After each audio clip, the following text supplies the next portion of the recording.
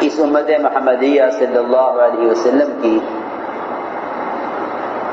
جہاں بہت ساری فضیلتیں ہیں، اس میں ایک خصوصیت یہ بھی ہے کہ اس امت کی جسمانی قوت بھی کم اور اس امت کی عمریں بھی کم.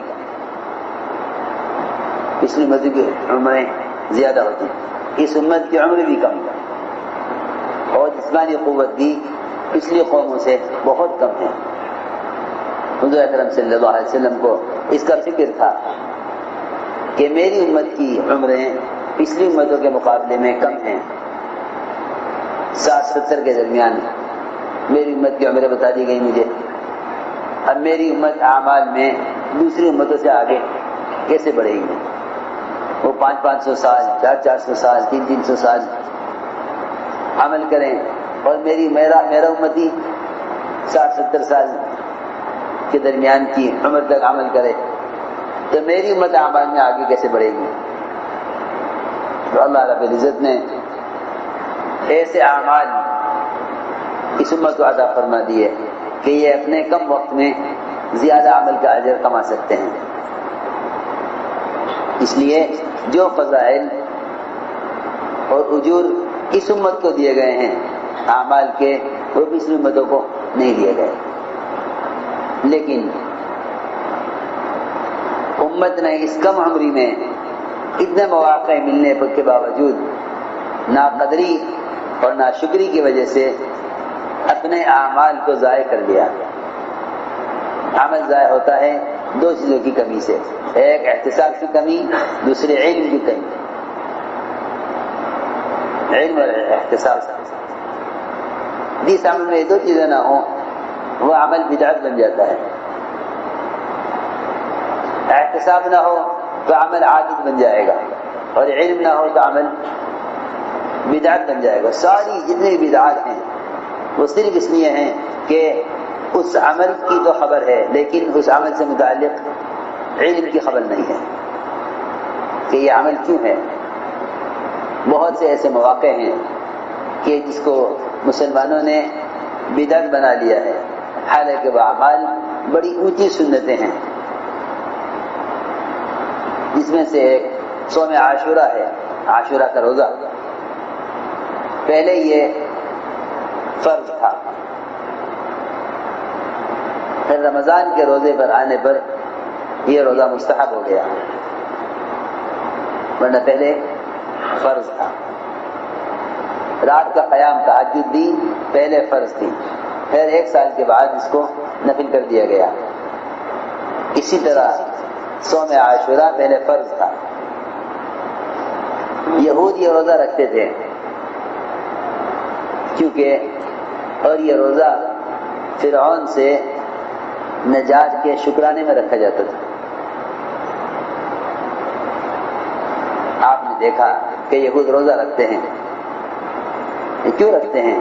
کہ یار ہم اس لیے روزہ رکھتے ہیں کہ اس مہینے میں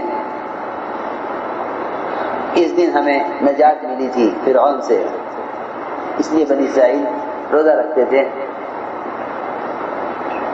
اس کے شکرانے میں. تو آپ نے فرمایا کہ ہاں یہ روزہ ہم بھی رکھیں گے لیکن ہم یہود کی مخالفت کریں گے. صحابہ نے عرض کیا کہ یہود کی تو ہمیں مخالفت کرنی ہے، اس لیے تو وہ روزہ رکھتے ہیں. فرمایا کہ اگر میں اگلے سال تک باقی رہ گیا تو میں 2 دن کا روزہ رکھوں گا، 9 کو بھی اور 10 کو بھی. اس لیے 2 روزے رکھنے چاہیے، 9-10 رکھو یا 10-11 کا روزہ رکھو. 9-10 یا 10-11. یہود کی مخالفت. جب نیک عمل میں ان کی مخالفت ہے تو برے اعمال میں کتنی مخالفت کرنی چاہیے. جب ایک نیک عمل میں بھی ان کی مخالفت کرنی ہے، حالانکہ روزہ نیک عمل ہے. اگر وہ 1 روزہ رکھیں تو ہم 2 روزہ رکھیں گے ان کی مخالفت میں. تو میں سوچ رہا تھا میں آج کہ جب نیک عمل میں مسلمان کے لیے یہود کی مخالفت کا حکم ہے تو ان کے برے اعمال میں کتنی مخالفت کا حکم ہوگا. حالانکہ روزہ نیک عمل ہے مگر اسے بھی ان کی مخالفت کرنی ہے، روزہ چھوڑ کر نہیں بلکہ 2 روزے رکھ کر. کہ ان کا معمول ایک روزے کا ہے. آپ نے فرمایا صحابہ سے کہ تم 2 روزے رکھو، یا 9-10 کا روزہ رکھو یا 10-11 کا روزہ رکھو. لیکن میرے دوستو عزیزوں، امت نے اعمال کے مواقع کو علم اور احتساب نہ ہونے کی وجہ سے رسم اور بدعت بنا لیا ہے. اپنے اعمال کے اندر احتساب پیدا کرو، اور احتساب پیدا ہوتا ہے کسی عمل کے فضائل کو یاد رکھنے سے کہ اس عمل کے کیا فضائل ہیں، اس دن کے کیا فضائل ہیں. یعنی اس دن سے تو انسانیت کی ابتدا ہوئی ہے. انسانیت کی ابتدا آدم علیہ السلام میں روح پھونکی گئی ہے، وہ اسی دن.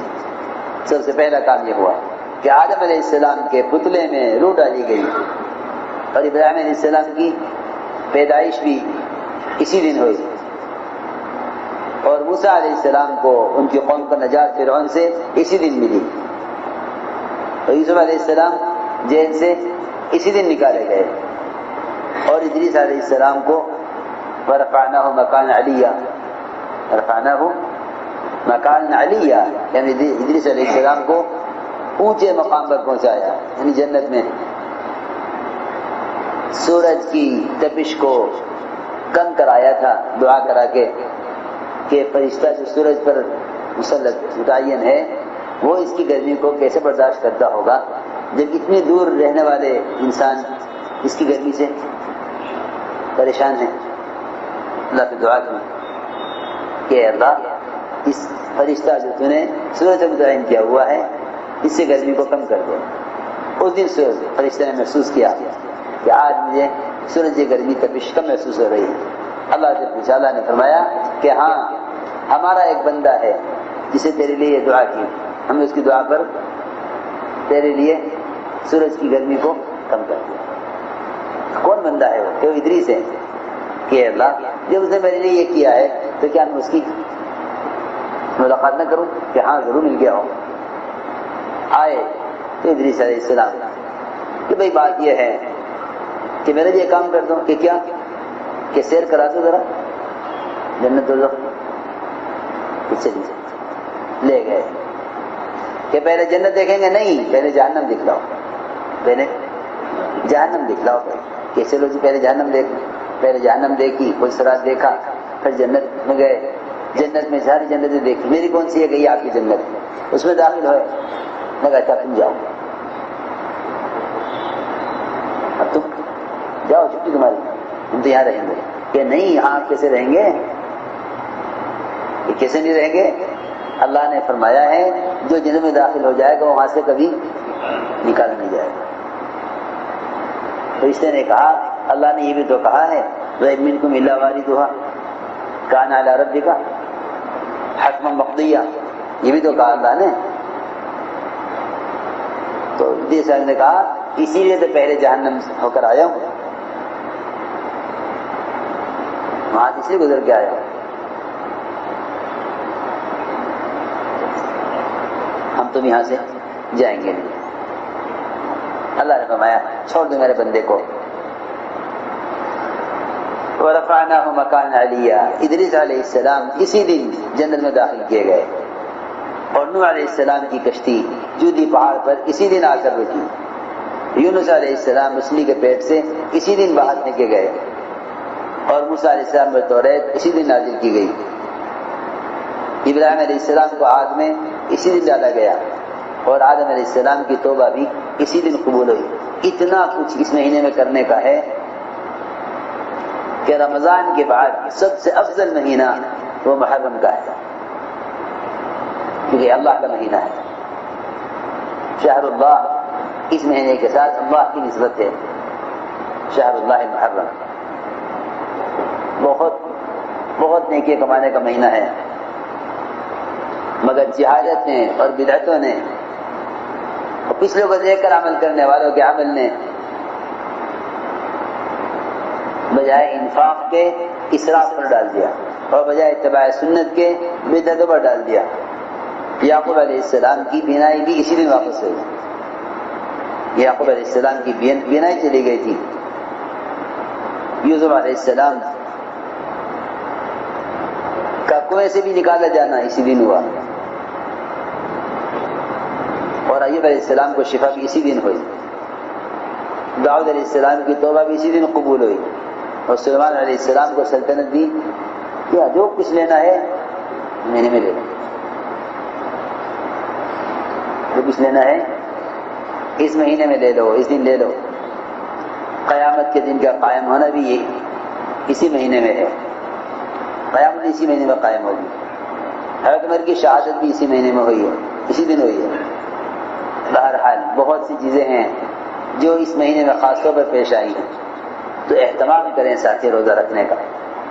ہاں لیکن اللہ کے راستے کی نقل و حرکت میں کمی نہ آنے دیں۔ صحابہ کرام اللہ کے راستے کی نقل و حرکت میں تاخیر نہیں کرتے تھے، اگرچہ ان کو خروج کی وجہ سے رمضان کے روزے بھی چھوڑنے پڑے، جو فرض ہے۔ ایسا نہ کرے کوئی کہ چلو جماعت میں نہ جا کے روزہ رکھ کے یہاں قیام کر لوں، ایسا نہ کرے۔ اگر ہمت ہو تو روزے کو اور خروج کو جمع کر لیں، ہمت نہ ہو تو خروج کو مقدم رکھیں، روزہ کھول لیں۔ فرماتے ہیں ابو قتادہ رضی اللہ تعالیٰ عنہ تو حضور اکرم صلی اللہ علیہ وسلم سے پوچھا گیا عاشورہ کے دن کے روزے کے بارے میں، فرمایا 1 سال کے گناہ معاف کرا دیتا ہے روزہ، 1 سال سے گناہ۔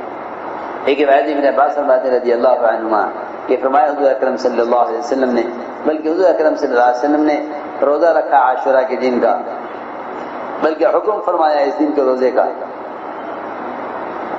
فرماتی ہیں عائشہ رضی اللہ تعالیٰ عنہ، ایک روایت میں ہے، فرماتی ابن عباس رضی اللہ تعالیٰ عنہ کہ سوال کیا گیا، ان سے پوچھا کہ عاشورہ کے دن کے بارے میں، تو فرمایا کہ میں نہیں جانتا کہ حضور اکرم صلی اللہ علیہ وسلم نے روزہ اس دن کے روزے کو علاوہ کسی اور دن کو فضیلت دی ہو اس پر سوائے رمضان کے، کہ رمضان کے علاوہ کسی اور دن کے روزے کو، محرم کے روزے پر فضیلت دی ہو۔